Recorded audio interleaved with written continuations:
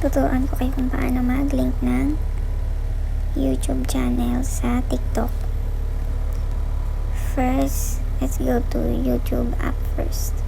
Open natin yung YouTube natin. Then, click natin itong my profile. Then, your channel.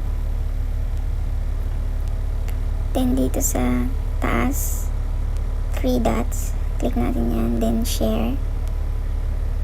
Copy link.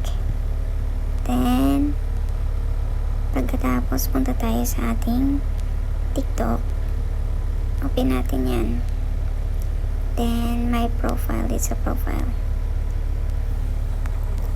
Tapos, click edit profile.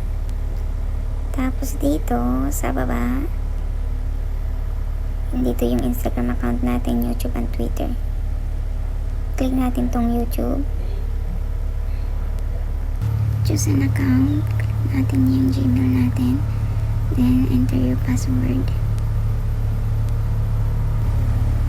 2 steps to verify. Yung number na lang natin. Yan, mag-detect sa inyo yung code.